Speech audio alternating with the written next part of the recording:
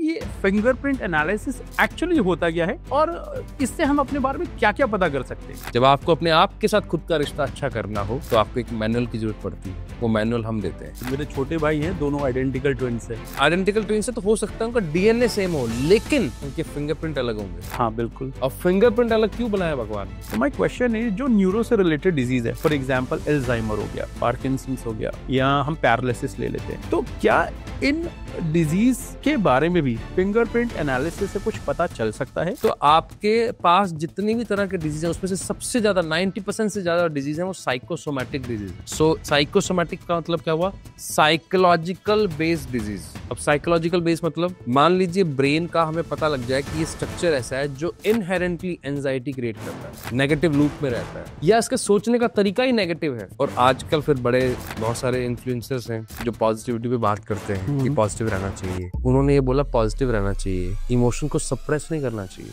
ये कौन सी समझदारी है?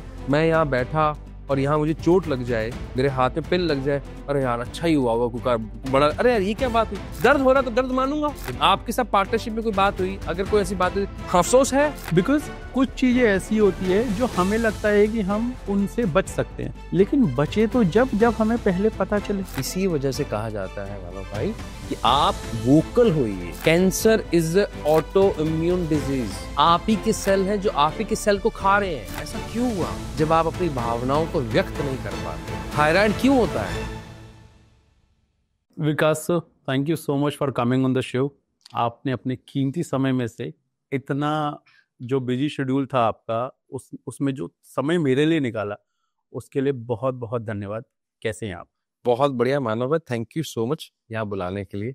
होप यहाँ पे कुछ हम अच्छा देके जाएं, ऑडियंस को अच्छा लगे। सब बुलाना तो आपको कब से चाह रहे थे, लेकिन आप लोगों की लाइफ चेंज करने में इतना ज्यादा बिजी हैं कि आप तक हमको पहुंचते पहुंचते थोड़ा समय लग गया, बट देर आए दुरुस्त आए। Once again thank you so much for coming on my pleasure sir, completely my pleasure. Sir, सवाल तो आपसे बहुत सारे करने हैं, लेकिन जो मेरा पहला सवाल आपसे है, जिसके बारे में बहुत ज्यादा क्यूरियस था, मैंने आपके बारे में बहुत कुछ देखा है, सुना है, पढ़ा है। लाइक आप टॉप इन्फ्लुएंसर हैं मेरी नज़र में आज की डेट में। इसके साथ साथ आप लोगों की लाइफ में बहुत बड़ा चेंज लेके आते हैं। उस चेंज का एक मेथड है फिंगरप्रिंट एनालिसिस। तो सर, मेरा सबसे पहला सवाल है आपसे कि ये फिंगरप्रिंट एनालिसिस एक्चुअली होता क्या है और इससे हम अपने बारे में क्या क्या पता कर सकते हैं? ओके, ये वो एनालिसिस है जिससे आप कुछ भी खरीदते हो, आप चाहे आईफोन लेते हो, चाहे आप गाड़ी खरीदते हो, जी। हर गाड़ी के साथ एक मैनुअल आता है हम्म। और हर एक इंस्ट्रूमेंट के साथ एक मैनुअल आता है। लेकिन जैसे अगर आपको साइकिल चलानी है तो उसका मैनुअल आप खोलोगे भी नहीं। बाइक चला लिए तो आप भी उसका मैनुअल नहीं खोलोगे। जी। कार अगर आपने कोई ब्रांड चेंज किया है तो मैनुअल नहीं खोलोगे, शायद एक जने से पूछ लोगे। लेकिन अगर आपको रॉकेट चलाना है, हवाई जहाज चलाना है, हेलीकॉप्टर चलाना है, तो यानी कि अगर आपको हवा में उड़ना है तो आपको मैनुअल की जरूरत है। ओके, बिल्कुल है। ऐसे ही हमारा दिमाग होता है, हमारा ब्रेन, जिसके पास इतनी पावर है कि आप अपने पोटेंशियल को कैपिटलाइज कर सकते हो। कैपिटलाइज मतलब आप अपने पोटेंशियल के अकॉर्डिंग अगर आप करियर में चले जाते हो तो वहां तक जा सकते हो जहां तक कोई सीमा नहीं है। लेकिन सभी तो नहीं जा रहे। तो सबके लिए अगर लाइफ साइकिल जैसी है, कार जैसी है, बाइक जैसी है, तो वैसी जिंदगी जी रहे हैं। तो उस ब्रेन को समझने के लिए फिंगर टिप्स पर उसका ब्लूप्रिंट बना हुआ है, उसका नक्शा बना हुआ है। तो हमारा काम है इस नक्शे को पढ़ना और आपको ये बताना कि इस मैनुअल को अगर आप समझ गए, अपने दिमाग को समझ गए, तो आप भी हवा में उड़ सकते हो, आप भी अपना करियर उस ऊंचाइयों तक ले जा सकते हो। अच्छा, खाली करियर नहीं, आप अपने रिश्तों को भी उस ऊंचाइयों तक ले जा सकते हो जिसमें बहुत प्यार हो, जिसमें बहुत मोहब्बत हो। चाहे वो अपने माँ बाप के साथ हो, चाहे अपने पार्टनर के साथ हो, चाहे अपने बच्चों के साथ हो, और चाहे वो खुद के साथ हो। तो शुरुआत यहाँ से होती है, जब आपको अपने आप के साथ खुद का रिश्ता अच्छा करना हो तो आपको एक मैनुअल की जरूरत पड़ती है। वो मैनुअल हम देते हैं। ओके सर, बहुत बहुत ही ज्यादा इम्पैक्टफुल बात है ये। बहुत सारे लोगों ने इसके बारे में शायद कभी सोचा भी नहीं होगा कि हम अपनी फिंगरप्रिंट और अपनी उंगलियों की टिप से इतना कुछ पता लगा सकते हैं। सिर्फ टिप से हम यहाँ तक जाते ही नहीं, यहाँ छोड़िए, टिप से नीचे नहीं जाते हैं। इस मिस्टिकल लाइन से, ये मेरी साइंस के बियॉन्ड साइंस है। अच्छा। ये हमारी साइंस का पार्ट नहीं है, ठीक है? हमारी साइंस सिर्फ ये टिप्स है। और ये बड़ा इंटरेस्टिंग है, जब आप माँ की गर्भ में होते हो, जब दिमाग बनता है तभी उसी समय टिप्स बनते हैं, जी। फिंगरप्रिंट्स बनते हैं। तो इस दिमाग के ताले की चाबी यहाँ है। तो इस दिमाग का जो ताला है वो यहाँ है। इस ताले को हम खोल सकते हैं क्योंकि हमें पता है कि क्या लिखा हुआ है। तो सर कैसे खोला जाए, मतलब इस, अब ताला आपने बता दिया, तो इस ताले को खोलने की चाबी क्या है, किस तरह से खोला जाए? देखो, आपने ना बहुत सारी पुरानी फिल्में देखी होंगी। एक क्रिमिनल को पकड़ने के लिए क्या करते थे? फिंगरप्रिंट ढूंढते थे। फॉरेंसिक वाले आते थे, बिल्कुल। फिंगरप्रिंट ढूंढते थे। और अगर आपने को ध्यान हो तो एक अभी पिक्चर भी आई थी आदित्य कपूर की, जिसमें दो ट्विंस आइडेंटिकल, आपकी फैमिली में दो ट्विंस हैं। हाँ जी जी जी। अगर वो आइडेंटिकल ट्विंस है तो हो सकता है उन दोनों का डीएनए सेम हो। हाँ, दे बोथ आर आइडेंटिकल, मेरे छोटे भाई हैं, दोनों आइडेंटिकल ट्विंस हैं। आइडेंटिकल ट्विंस है तो हो सकता है उनका डीएनए सेम हो, लेकिन उनके फिंगरप्रिंट अलग होंगे। हाँ बिल्कुल। अब फिंगरप्रिंट अलग क्यों बनाया भगवान ने? आपके घर में दो बच्चे एक जैसे आ गए, जी डीएनए तक सेम कर दिया, जी इकलौता फिंगरप्रिंट ऐसा क्यों है जो अलग है? क्योंकि उन दोनों का दिमाग अलग अलग है। अभी जब हमारी बात हो रही है कि दोनों एमबीबीएस कर रहे हैं, जी जी लेकिन जी। एक का सिलेक्शन 1 साल पहले हुआ, एक का सिलेक्शन दूसरे साल हुआ, दूसरे साल हुआ। तब भी मतलब क्या हुआ कि सेम ही माँ बाप के बच्चे, सेम डीएनए, उसके बावजूद भी दिमाग की पावर अलग अलग है। हाँ। अब उस दिमाग को इतना माइक्रो लेवल पर पढ़ने के लिए आपको फिंगर टिप पढ़ने पड़ते हैं। तो फिंगर टिप से आप अगर, जब सिंपल सा प्रोसेस है, हमें फिंगर टिप मिल चाहिए होते हैं, 10 के 10 टिप्स चाहिए होते हैं। हर टिप एक ब्रेन लूप से कनेक्टेड है। ठीक है। ब्रेन के अलग अलग हिस्से हैं, उससे कनेक्टेड है, उससे उसका डेंसिटी यानी कि उस ब्रेन का साइज क्या है और उसका प्रोसेसर कैसा है, किस स्पीड वाला प्रोसेसर है, कितनी डेप्थ है। जैसे आप जब लैपटॉप खरीदते हो, कौन सी जनरेशन का और कौन सा उसका प्रोसेसर है। प्रोसेसर है, i5 है तो जनरेशन 11 है, i6 है, i7 है, वॉट ऐसी एप्पल के अंदर है। तो हमारा प्रोसेसर कौन सा है और कौन सी जनरेशन का है, इसको इस अगर लेमन में समझे तो वो हमारा काम है समझना। ग्रेट ग्रेट, बहुत बहुत अच्छी बात है सर। तो सर इसी से रिलेटेड एक और सवाल जो मैंने सोच रखा है, जो मुझे आपसे पूछना ही पूछना है। ये सवाल कितना सही होगा और कितना रिलेटेड होगा, ये या तो हमारी ऑडियंस कनेक्ट कर पाएगी या आप एक्सपर्ट हैं, आप ही बता सकते हैं। अब सर, जैसे आपने बताया ये फिंगरप्रिंट एनालिसिस से हम बहुत कुछ पता कर सकते हैं। तो द क्वेश्चन इज, क्या फिंगरप्रिंट एनालिसिस सब पे काम करता है? और हाँ, अगर ये काम करता है तो क्या इस साइंस के जरिए हमारे जो सोसाइटी में डिफरेंटली एबल्ड लोग हैं या बहुत सारे स्पेशल चाइल्ड हैं, क्या उनको कुछ बेनिफिट पहुंचा सकते हैं हम लोग? बहुत ही सुंदर क्वेश्चन आपका, क्योंकि सोसाइटी से रिलेटेड क्वेश्चन है। देखिए, जिसके पास दिमाग है उसके लिए हमारे पास जवाब है, सिंपल सी बात है। तो वो चाहे 1 साल का बच्चा हो, चाहे 3 साल का हो, चाहे 70 साल का आदमी, चाहे 100 साल का हो, उसके पास सवाल कैसे हो सकते हैं? हो सकता है 3 साल के बच्चे के माँ बाप के पास सवाल हो कि मैं किस तरह के स्कूल में डालूं। हो सकता है 5 साल के बच्चे के माँ बाप के पास सवाल हो, क्या मैं इसे म्यूजिक में डालूं, और अगर म्यूजिक में डालूं तो किस में, क्या मैं इसको डांस की तरफ ले जाऊं, या मैं इसको किसी इंस्ट्रूमेंट की तरफ ले जाऊं, या इसको सिंगिंग में लगाऊं, अगर इसको भरतनाट्यम में ले जाऊं या भांगड़ा की तरफ ले जाऊं, या इसको क्लासिकल सिंगिंग की तरफ ले जाऊं, या फिर इसको मॉडर्न सिंगिंग की तरफ ले जाऊं, हिप हॉप की तरफ ले जाऊं, रैप की तरफ ले जाऊं। किस तरह का ब्रेन है, क्या पता लग सकता है? बिल्कुल हाँ, पता लग सकता है। हो सकता है वो गेम्स के बारे में पूछना चाहते हो, क्योंकि गेम्स एक कॉस्टली अफेयर है। हर महीने का एक अच्छा खासा खर्चा है अगर आपको गेम्स में बच्चे को एनरोल करवाना है। प्रोफेशनल गेम में फुटबॉल खिलाना है तो जूते भी 10,000 के आते हैं, कोचिंग भी 3,000 से कम से स्टार्ट नहीं होती है, स्केट्स भी करवाने तो 25,000 के स्केट्स आते हैं। तो गेम्स भी बहुत कॉस्टली है। तो कौन से गेम के लिए मेरा बच्चा बना हुआ है, अगर मैं बच्चों की बात कर रहा हूँ तो। और अगर आप और मैं हैं तो आपने भी अलग अलग करियर किए हैं, मैं भी अलग अलग करियर से आया हूँ। बिल्कुल। तो हमने चोट खाकर, नुकसान कर कर पैसे का सीखा, जिसको हम बड़े समझदारी से बोल देते हैं हाँ यार एक्सपीरियंस लिया है, एक्सपीरियंस लिया। लेकिन हमारा दिल जानता है और आपका दिल भी जानता है कि अगर हमें डे 1 पे पता लग जाता तो क्या हम वो पैसे का नुकसान करते? बिल्कुल नहीं। ऐसा एक्सपीरियंस लेने के लिए हम पैसा खर्च करते? बिल्कुल नहीं। उसके अगेंस्ट में 5, 10, 15,000, 25,000 दो चेक करवा लो। जी जी जी। फिर लेकिन आपने एक बहुत अच्छी बात पूछी, क्या हम स्पेशल एबल्ड बच्चों को, हाँ, या डिफरेंटली, स्पेशल या डिफरेंटली एबल्ड, या जो डिफरेंटली एबल्ड है। देखिए, ये रिपोर्ट, ये ब्रेन कब बनता है? माँ के गर्भ में बनता है। उस समय अगर कुछ भी प्रॉब्लम नहीं हुई है तो रिपोर्ट से पता लग जाता है। क्योंकि अलग अलग तरह के चैलेंजेस हैं।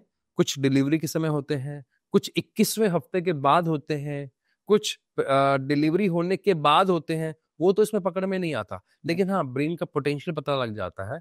और बहुत बार हमने देखा है ऐसा कि अगर व्यक्ति को, बच्चे को ये पता लग जाए कि इसमें एक्सेल कर सकता है और उसकी फिजिकल बॉडी इसको अलाउ कर रही हो, तो वो बहुत जल्दी उसका ब्रेन भी ग्रो करता है, उसका बिहेवियर भी ग्रो करता है। तो हेल्प मिलती है इसमें।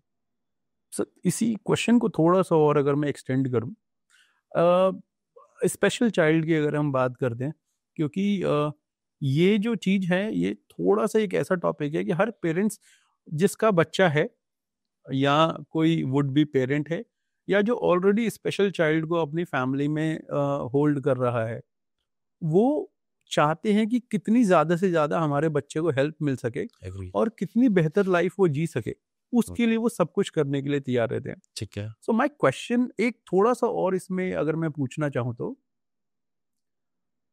हम सभी लोगों की, जैसे अभी मैंने आपके कुछ पॉडकास्ट देखे थे, उसमें आप फिंगरप्रिंट्स में चक्रास के बारे में बता रहे थे और भी बहुत सारे पैटर्न्स होते हैं जिनके बारे में आप डिस्कशन करते हैं।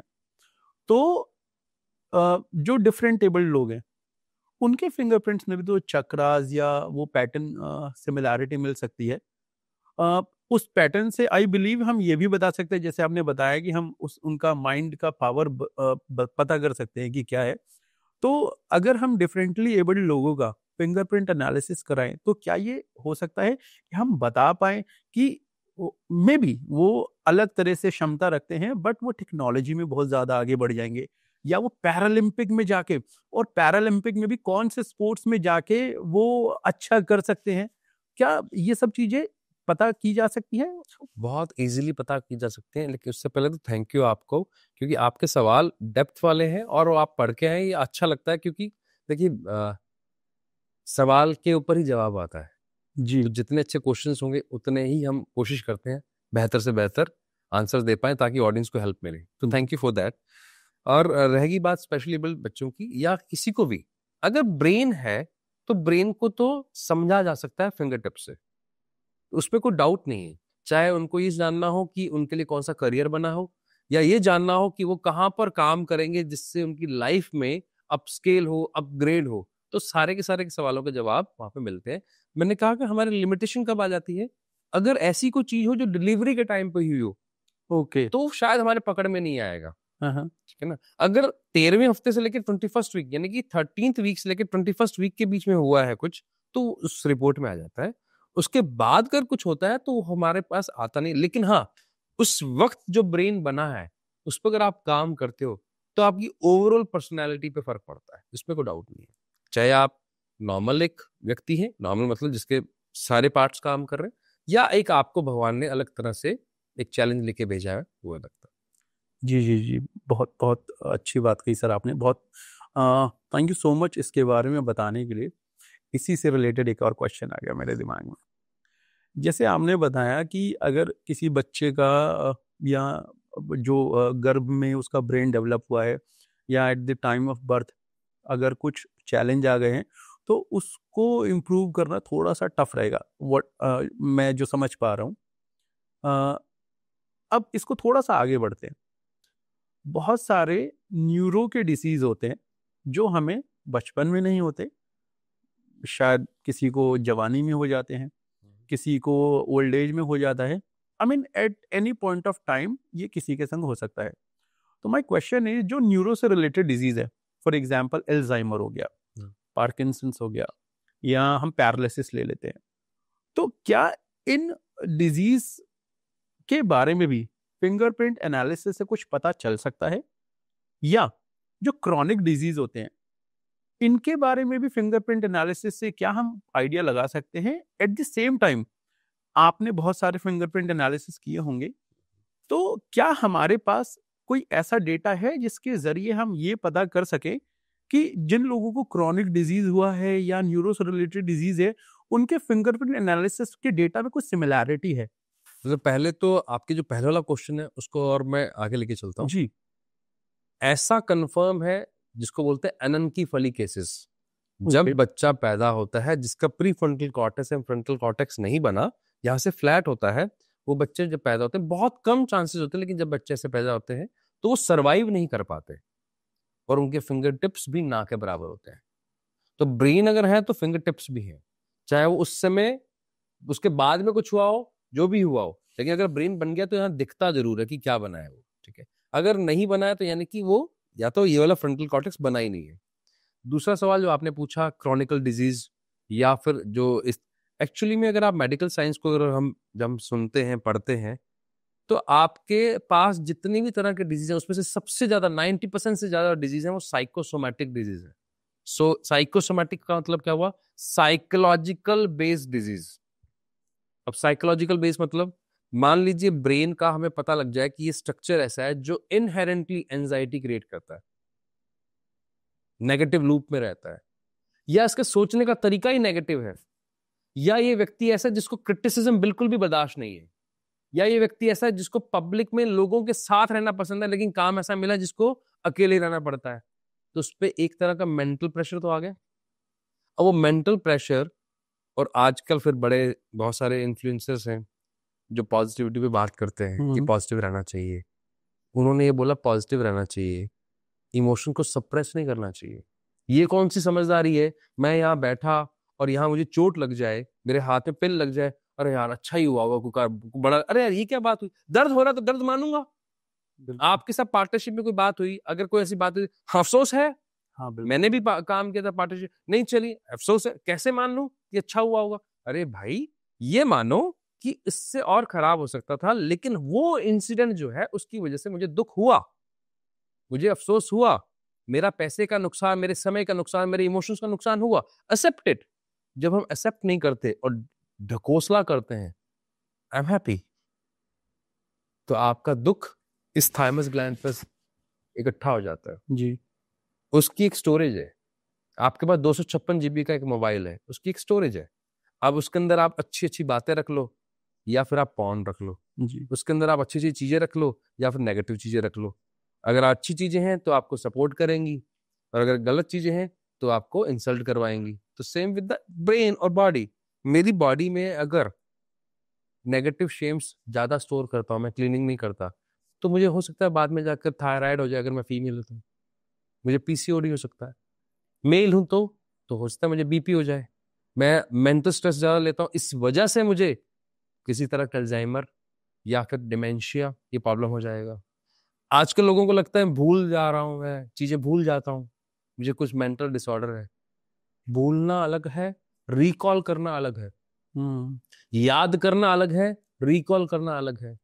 तो भूल इसलिए भी जाते हैं हम कई बार क्योंकि हम लगातार किसी एक थिंकिंग के लूप में है। मैं यहाँ गया, मुझे पानी का गिलास नहीं दिखा, इसका मतलब थोड़ा ना कि मैं बेवकूफ हो गया, मेरी आंखें खराब हो गई। भैया मेरा एक जो सब कॉन्शियस माइंड और कॉन्शियस माइंड है वो कहीं और खोया हुआ था, कंसंट्रेशन नहीं था, कंसंट्रेशन, एकाग्रता नहीं थी, ध्यान नहीं था। अरे उसको वापस लेके आना है, मैं को पागल तो ना हो गया हूं, मतलब मेरा मेंटल वेलबींग सही नहीं है।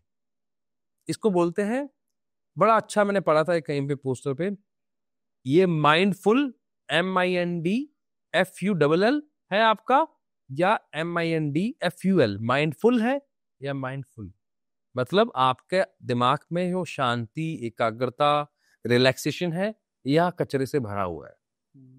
तो उसकी वजह से बहुत सारी डिजीज आपको डे 1 पे पता लग जाती है कि आपका ब्रेन किस तरह का है और किस तरह के आप नेगेटिव चीजों को या पॉजिटिव चीजों को स्टोर करने के लिए बने हुए हैं। ऐसे ही जैसे अगर आपको पता है कि आपके पास iOS फोन है और आपको एप्लीकेशन बनवाना है, तो आप पहले डेवलपर को बताते हो ना यार iOS के लिए बनाना है कि एंड्रॉइड के लिए बनाना है। Exactly same with the structure. तो हमें पता स्ट्रक्चर ये है तो इस पे कौन सा सॉफ्टवेयर चलेगा, कौन सा इमोशन चलेगा और कौन सा नहीं चलेगा।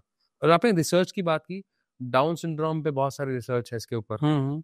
ब्रेस्ट कैंसर पे भी रिसर्च पेपर कभी किसी ने सबमिट किए हैं कि इस तरह के फिंगरप्रिंट्स हैं तो 70% चांसेस हो जाते हैं ब्रेस्ट कैंसर होने के। तो आप सोचो अगर डे 1 पे पता लग गया कि ये वाले हैं और आप हर साल मैमोग्राफ करवा लो, आपका problem solve. True, breast cancer आपको 4th स्टेज पे पता लगता है। और फॉर ए फीमेल एक ब्रेस्ट का जाना उसके पूरे के पूरी इमेज को शैटर्ड कर देता है, अंदर तक हिला के रख देता है। तो उसके लिए खाली ये नहीं कि वो बीमारी है, उसके लिए वो उसकी पर्सनैलिटी, उसके कॉन्फिडेंस को हिला के रखने वाला प्रॉब्लम है वो। तो आपको डे 1 पे पता लग गया तो तो ऐसे बहुत सारी रिसर्चेस हो रही हैं, हम भी देख रहे हैं, हमें पता लग जाता है कि ये वाला व्यक्ति ओवर एंजाइटी क्रिएट करता है तो इसको बीपी होने के चांसेस हो सकते हैं, डायबिटिक होने के चांसेस हो सकते हैं। Sir I can relate to it.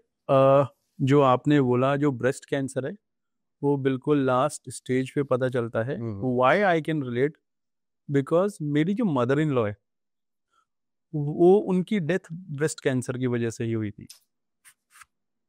And trust me, मैं इस चीज़ को absolutely I can feel about it कि अगर किसी के घर का सदस्य इस तरह की डिजीज से जाता है तो उसके और उसके परिवार के ऊपर क्या इफेक्ट पड़ता है।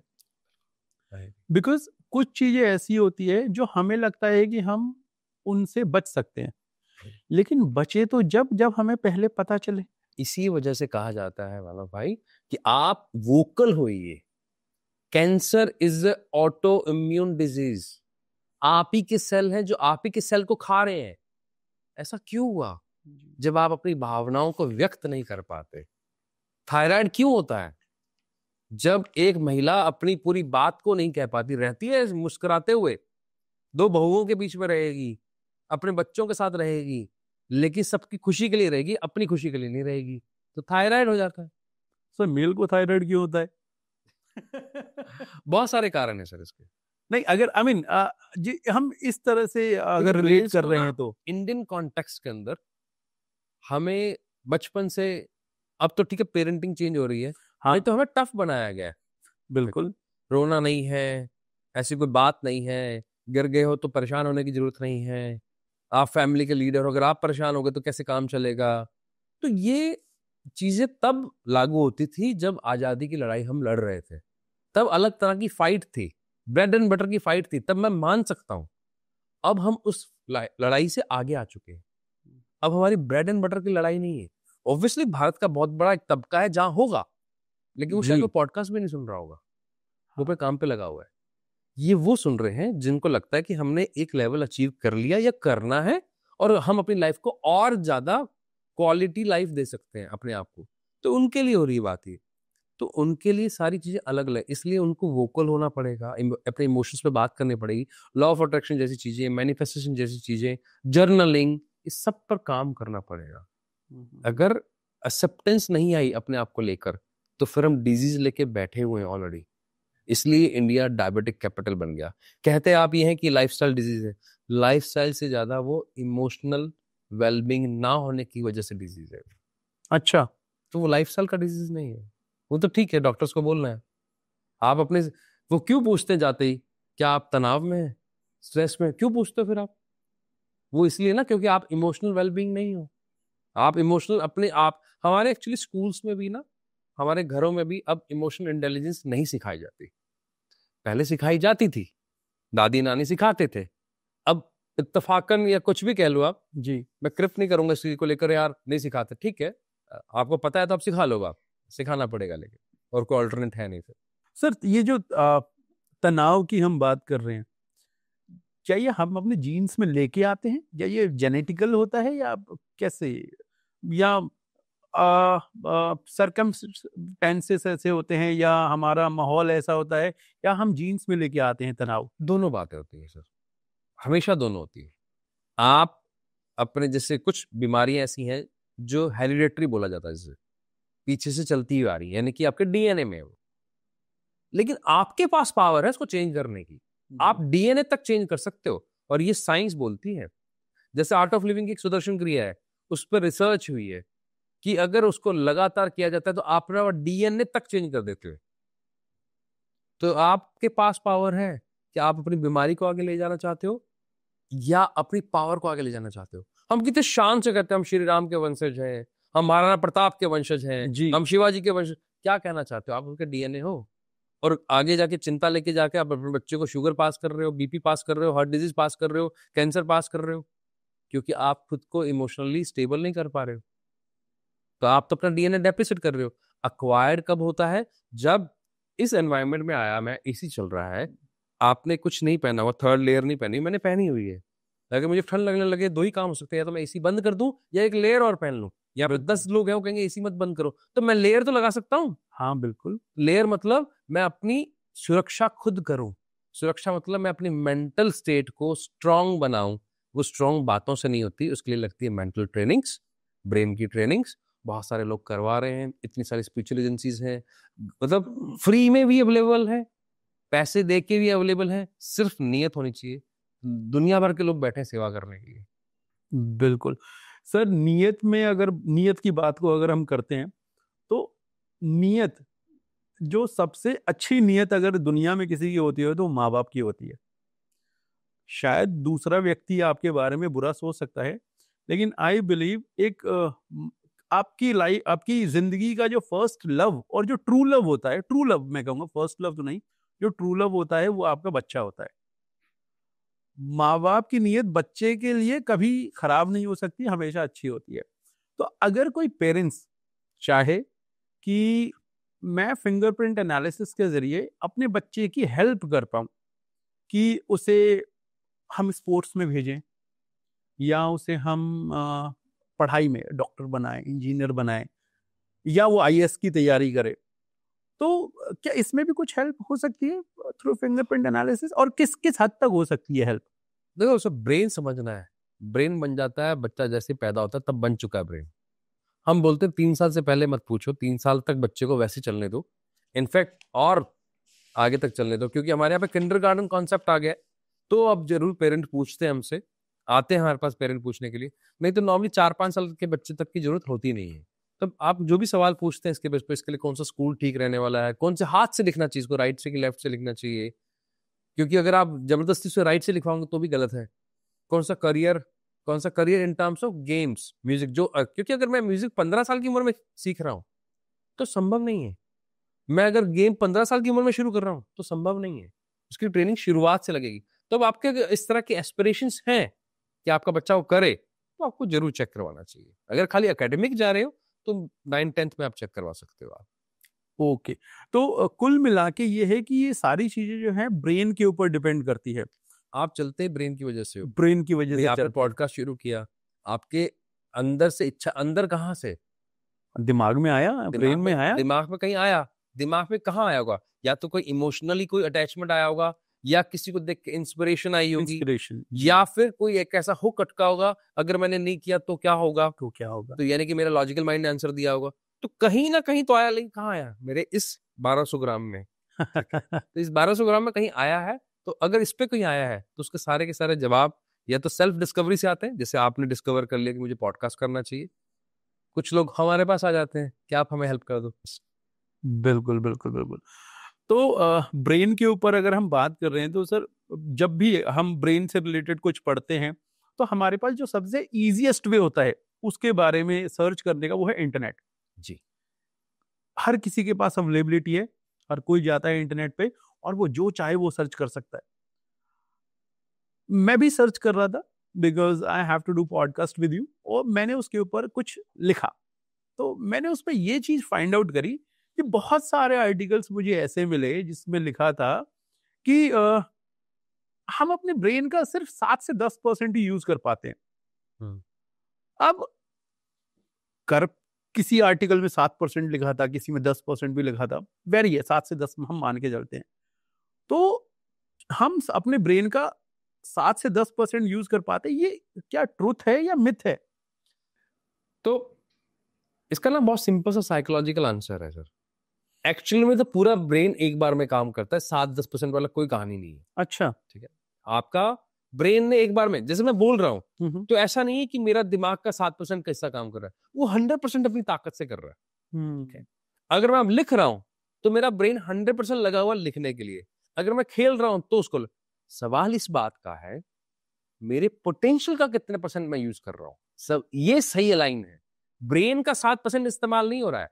ब्रेन तो पूरा एक बार में यूज होता है, देखते वक्त, सुनते वक्त, करते वक्त, कुछ भी आप काम करो उसके वक्त।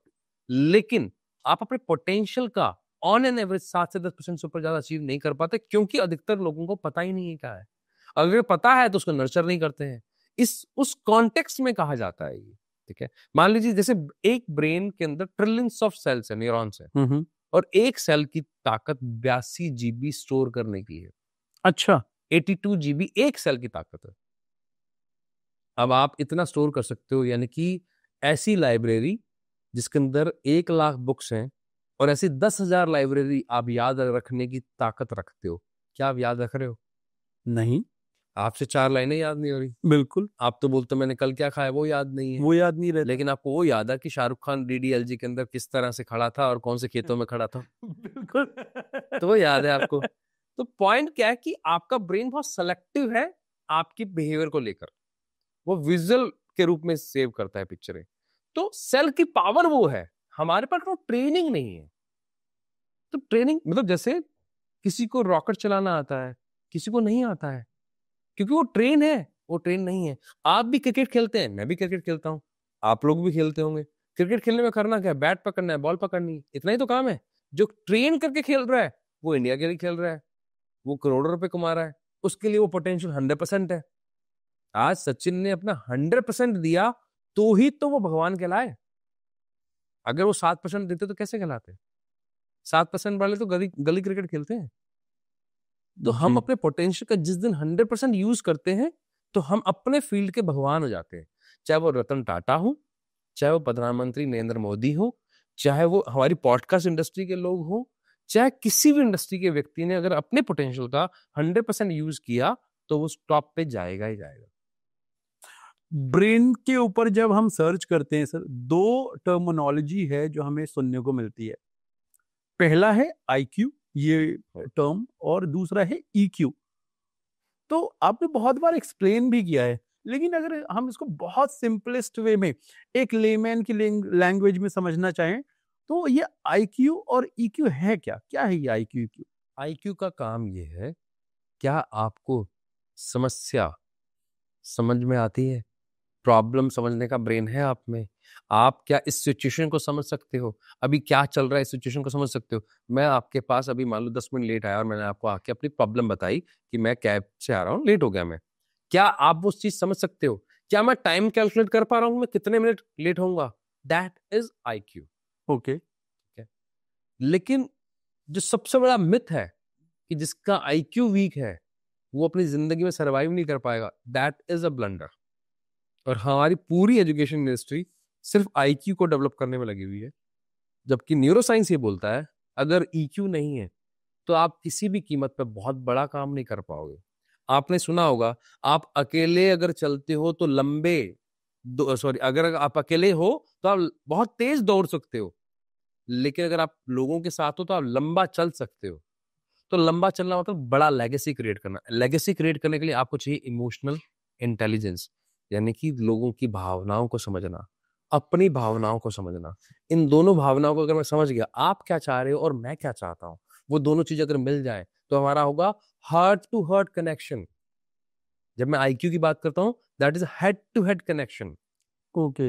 हेड टू हेड कनेक्शन है तो सिर्फ आपसे मेरा क्या काम, आपको मुझसे क्या काम, बात खत्म। मतलब से जिसको आप प्रैक्टिकलिटी कह सकते हो आप। लेकिन जब मैं ईक्यू की बात करता हूं तो मैं रतन टाटा की बात करता हूं। मैं जब ईक्यू की बात करता हूं तो मैं नरेंद्र मोदी की बात करता हूं। मैं ईक्यू की बात करता हूं, मैं नितिन गडकरी की बात करता हूं। मैं ईक्यू की बात करता हूं तो उन लोगों की बात करता हूं जिन्होंने इस समाज के लिए कुछ किया, चाहे वो बिजनेस के रूप में किया, जॉब्स क्रिएट करके, तो वो इम्पैक्ट डाला। जिसलिए बोला जाता है कि गुजराती इसके अंदर बहुत ज्यादा ईक्यू है, मतलब लीडरशिप बहुत स्ट्रांग है। आपके सामने है, विश्व भर में छाया हुआ है। आप बता दो, चाहे वो कोई स्पिरिचुअल एजेंसी उठा लो, कनेक्ट कर पाने की जो क्षमता है अपने लोगों आप से, पहले अपने आप से, फिर दूसरों से। अगर आपको अपने इमोशंस पे कंट्रोल करना आ गया, that is called emotional intelligence. Okay. मेरे सामने खाना पड़ा है और मेरा पेट भरा हुआ है, लेकिन मेरे सामने पसंद की चॉकलेट पड़ी है, क्या मैं उसको देखकर कंट्रोल कर रहा हूं और अपने इमोशंस को दबा रहा हूं? तो ये इमोशनल इंटेलिजेंस नहीं है।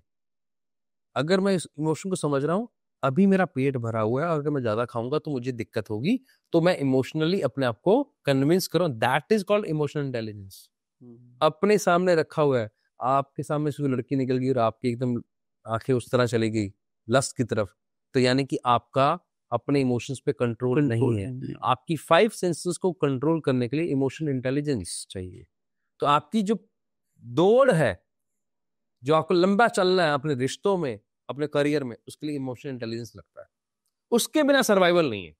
आईक्यू के बिना आप जा सकते हो, ईक्यू के बिना आप जी नहीं सकते। मैं आईक्यू और ईक्यू के बारे में पढ़ रहा था सर, तो मुझे कुछ एग्जाम्पल्स मिले। एक ऑस्ट्रेलियन अमेरिकन मैथमेटिशियन है, मुझे उनका नाम याद नहीं आ रहा। उनके बारे में कहा जाता है कि उनका जो आईक्यू लेवल है वो समवेयर अराउंड 225 और 260 के आसपास है। उन्होंने बहुत सारे जो थीसिस है वो दी है, बहुत सारे उन्होंने पेपर्स वगैरह डिलीवर किए हैं, बहुत सारी प्रॉब्लम सॉल्व करी है।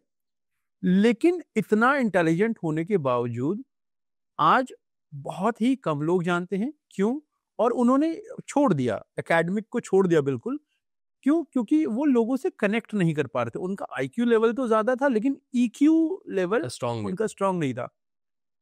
And at the same time मैं इसी में एक एग्जांपल आया ओपरा विनफ्रे का।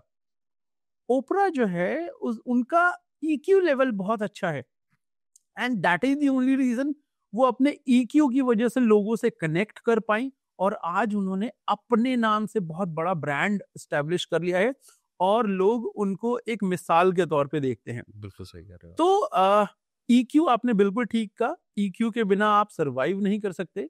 और अगर आपके पास आईक्यू और ईक्यू इन दोनों का समांतर रूप आ जाए तो आई बिलीव आप बहुत राज strong कर है, सकते हैं। बिल्कुल। इसका एग्जाम्पल मैंने पढ़ रहा था तो मुझे स्टीव जॉब्स का मिला। स्टीव जॉब्स का आईक्यू और ईक्यू दोनों स्ट्रांग था। That is the only reason वो प्रोडक्ट रिसर्च में भी मास्टर थे, and at the same time उनका स्टेज प्रेजेंस भी अच्छा था, प्लस अपनी बात को वो लोगों तक कैसे पहुंचा पाए ये भी उनको आता था। और यही एक कारण है कि वो एप्पल को इतने बड़े मुकाम पे पहुंचा लेके आए। पाए। वो बहुत बड़ी लेगेसी क्रिएट कर गए। इसलिए वो लंबा चलना है तो आपको तो EQ ईक्यू लगेगा ही। लगेगा ही लगेगा। आपने एक लाइन भी सुनी होगी, your network is your network. Absolutely network कहाँ से आएगा? क्या बिना EQ के आ जाएगा? नहीं, बिल्कुल नहीं। और नेटवर्क फिर कैसे बनेगी? आपने पैसा कमाना है तो IQ से कमा सकते हो, और लेकिन आपने वेल्थ बनानी है तो आपको EQ लगेगा। Absolutely true sir. One more thing sir, किसी व्यक्ति का आईक्यू और ईक्यू लेवल क्या होगा, क्या ये उसके जीन्स के ऊपर डिपेंड करता है? और अगर हाँ, तो अगर किसी का आईक्यू और ईक्यू लेवल लो है, वो उसको इम्प्रूव करना चाहे तो कैसे कर सकता है? देखिए, जब भी कोई बच्चा पैदा होता है तो उसका पहला प्रोसेस है जब उसके पेरेंट्स डिसाइड करते हैं कि अब हमें बेबी प्लान करना है। तो उस कंसीविंग के टाइम पे आपका क्या माइंडसेट है, किस तरह के आप वाइब्स पे हो। एक तो वो इनविटेशन है। इनविटेशन क्यों बोल रहा हूं मैं? कि trillions of sperm cells enter कर रहे हैं मदर्स फॉर्म में, एक ही तो अटैच होगा, एक्स और एक्स, एक्स और वाई, बाकी सारे तो डिस्कार्ड हो जाएंगे। वो एक कौन सा होगा? वो डिपेंड करेगा उस टाइम मेल और फीमेल का वाइब्रेशन, उस टाइम माइंडसेट क्या है। इसलिए वो बहुत इंपॉर्टेंट है। दूसरा, इसलिए मैंने कहा DNA तो ऑब्वियसली। दूसरा, जब वो आ गया अब मदर्स फॉर्म में, उस टाइम पे माँ के आसपास एनवायरनमेंट कैसा है, क्या खा रही है वो, किस तरह की बातें सोच रही हैं, किस तरह के लोगों के बीच में है, किस तरह का कंटेंट वो कंज्यूम कर रही हैं। तो वहां से होता है ब्रेन डिजाइन, जिसको आप DNA कह रहे हो या बाकी सब चीजें हैं, लेकिन वो डिजाइनिंग हो रही है, आपके थॉट प्रोसेस से सारी बातें जा रही हैं। आज जितने बच्चे, इससे बहुत सारे पैदा होते हैं आपके और मेरे घरों में, जैसे आपके भी बच्चा एक छोटा है, जी, कहीं ना कहीं आपकी भी वाइफ ने फोटो लगाई होगी सामने किसी की ना किसी की, कृष्ण जी की। है ना? क्यों लगाते हैं? क्योंकि मानते हैं कि माँ बार बार देखेगी और वैसा बच्चा पैदा होगा और वैसा ही सुंदर होगा। ये हर घर में माना जाता है। हर घर की अपनी भावनाएं हैं। कोई बोलता है बुआ के जैसा है, कोई बोलता है चाची जैसा है, कोई बोलता है मम्मी जैसा है, कोई बोलता है दादी जैसा है। दादी जैसा है। कहाँ से आया ये? आपके आसपास का एनवायरनमेंट बहुत सारी चीजें डिसाइड करता है। फिर जब बच्चा पैदा हो जाता है, फिर हम क्या बोलते हैं, यार इसकी हरकतें अपने बाप जैसी हैं, अपने दादा जैसी हैं, अपने चाचा जैसी है। ये कहाँ से आती है बातें? मतलब जेनेटिक। जेनेटिक। लेकिन उस समय आपने, अच्छा बाद में Environment। चीजें क्यों चेंज हो गई? फिर बाप जैसे बच्चा क्यों नहीं बनता? हाँ, मेरा सवाल यही था आपसे, अगर इतनी सारी फैक्टर्स जो इफेक्ट करते हैं तो क्यों एक रिक्शे वाले के घर में भी एक आईएएस पैदा हो जाता है? हाँ, क्योंकि ब्रेन डिजाइन अलग है। इनिशियल डेज में आपने कुछ सेम चीजें देखी, इसका मतलब ये नहीं कि वो सेम होगा, बाद में उसको पॉलिश किया जाता है। तो आप अगर अपना आईक्यू और ईक्यू लेके पैदा हुए हो तो बिना पॉलिश के भी जीरो, और अगर नहीं लेके पैदा हुए हो तो ट्रेनिंग करके भी आप उसको ले जा सकते हो। इसी वजह से आज हमें हमारे समाज को सबसे बड़ी दिक्कत आ रही है। पहले हमारे एक जॉइंट फैमिलीज होती थी, तो वहां पर शेयरिंग और केयरिंग सिखाना नहीं पड़ता था, मिल बांट के खाना पड़ता था, एक के कपड़े दूसरे पहनते थे। अब वो जमाना चला गया।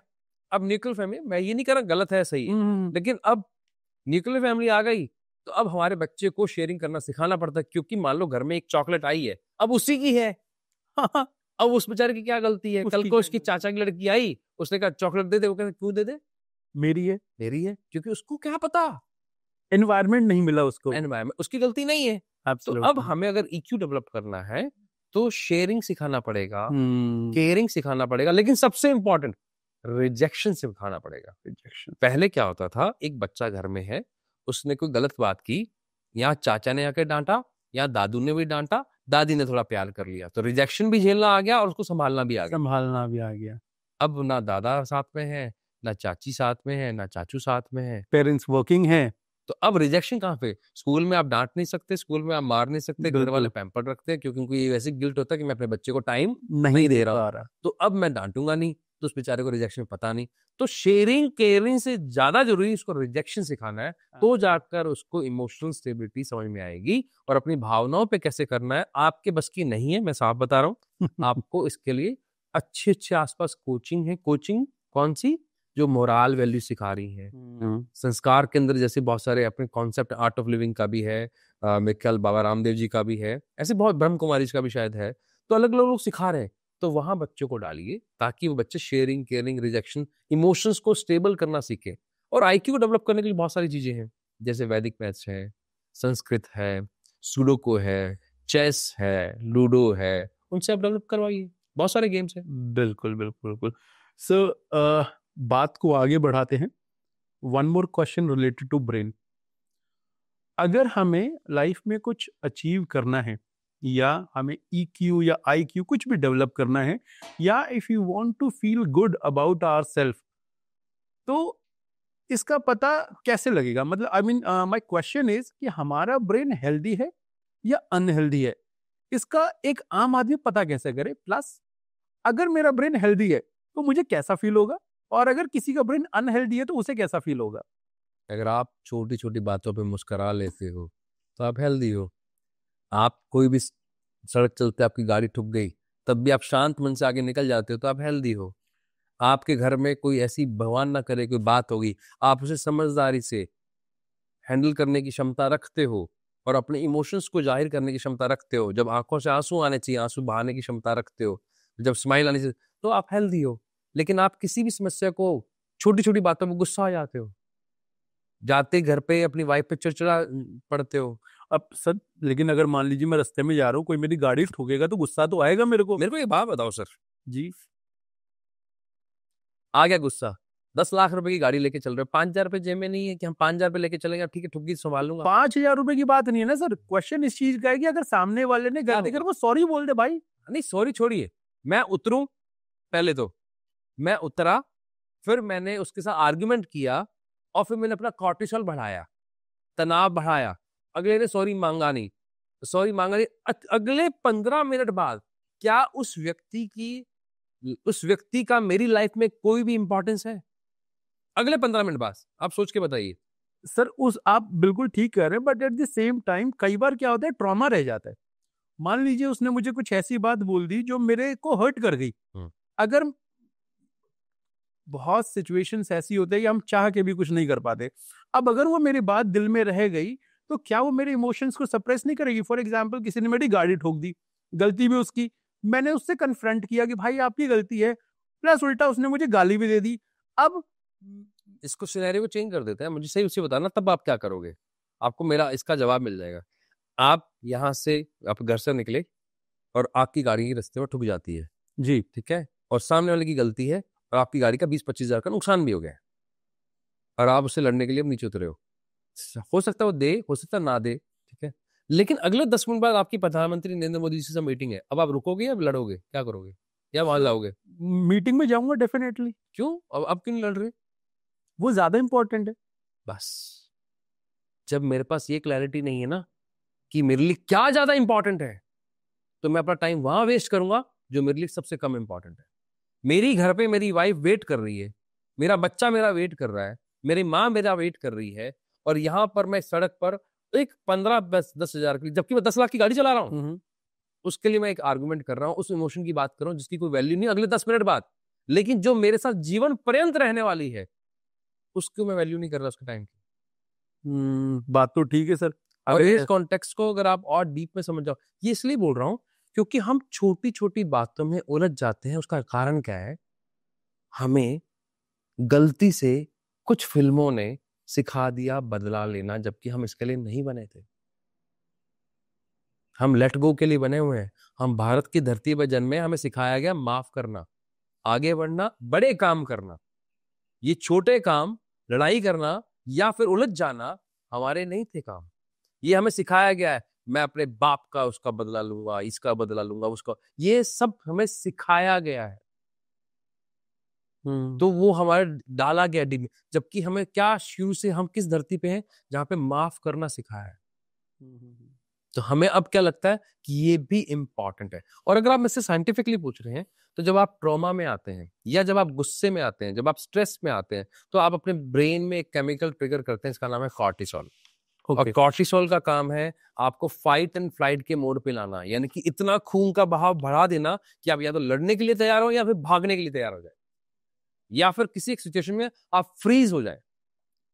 और उसकी अगर वो जरूरत नहीं पड़ी तो वो सारा का सारा खून, सारा का सारा कॉर्टिसोल आपके कहीं ना कहीं जमा हो जाएगा। फिर बाद में आप साइकोसोमैटिक डिजीज या ऑटोइम्यून डिजीज जैसे कैंसर, बीपी या कोई सोरायसिस जैसी बीमारियां लेके बैठे होंगे। वो बेचारा अपना चला गया, शायद हो सकता है आपको 5-10 हजार रुपए देके भी चला जाए।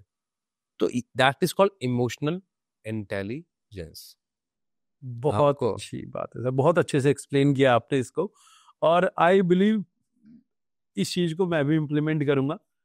सबको करनी चाहिए, सबको करनी चाहिए। मैं वैसे भी देखता हूँ, आपके पास एक 1.5 साल का बच्चा है जी, आज वो जब 4 साल का होगा, वो देख रहा है कि मान लो आप सड़क से निकल रहे हैं, आप अपनी सोसाइटी से बाहर निकल रहे हैं और आप अपने गार्ड को हेलो बोल रहे हैं, गुड मॉर्निंग बोल रहे हैं, वो सीख रहा है। एग्जैक्टली। और वहीं उल्टा अगर आपका किसी को आर्गुमेंट करते हुए देखता है तो वो भी तो सीख रहा है। Sir I can relate it. हमारे घर में जो हाउस हेल्प आती हैं, मेरा बेटा वो जब भी आती है वो मॉर्निंग में उठ जाता है, और वो सबसे पहले, जैसे हम लोगों की आदत है, हम लोग नमस्ते आंटी, गुड मॉर्निंग आंटी करते हैं, वो भी नमस्ते आंटी और गुड मॉर्निंग आंटी करने लग गया है।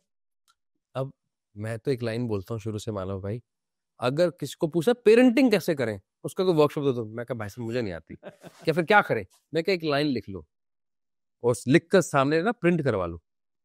बच्चे देख रहे हैं, देख के सीख रहे हैं, आपकी सारी आदतें ठीक हो जाएंगी, आपको पेरेंटिंग करना आ जाएगा। फैंटास्टिक सर, बात खत्म हो गई। मतलब पेरेंटिंग के ऊपर ना इतना इजीएस्ट वे में आपने जो समझाया ना, ट्रस्ट मी, मैंने बहुत सारी चीजें देखी है, पढ़ी है, पढ़ता भी हूं, लेकिन इतना इजीएस्ट वे में आज तक शायद ही कोई समझा पाया होगा। Thank you so much sir इसके लिए। My pleasure sir, my pleasure. अगला क्वेश्चन सर, ऐसा क्यों होता है, ब्रेन के ऊपर ही बात कर रहे हैं, कि कुछ लोगों की लर्निंग एबिलिटी तो बहुत ज्यादा होती है और कुछ लोगों की लर्निंग एबिलिटी उतनी अच्छी नहीं होती? तो अगर ऐसा है और कोई व्यक्ति अपनी लर्निंग एबिलिटी बढ़ाना चाहता है तो उसको क्या करना चाहिए? तो पहली बात तो ये है कि हम 3 तरह से सीखते हैं। इन लिटिल फिंगर से आता है हमारा ऑसिपिटल लोब, ओके। क्या हम देखते हैं। इन रिंग फिंगर से आता है हमारा टेम्पोरल लोब, क्या हम सुनते हैं और क्या महसूस करते हैं, sound identification and sound appreciation. In middle finger से आता है हमारा पैराइटल लोब, क्या हम छू कर महसूस करते हैं। कईयों को देखा होगा जो कपड़ा देखकर ऐसे हाथ को लगाते हैं, यार कपड़ा अच्छा है। हाँ, कईयों को लगा होगा आपको, जिनको ना हमेशा हग करके बात करने में बड़ा मजा आता है। एग्जैक्टली। किसी को हाथ में हाथ रख के बात करने में मजा आता है, कोई एकदम चिपक के बात करना पसंद करता है और कोई बिल्कुल चिपकना पसंद नहीं करता।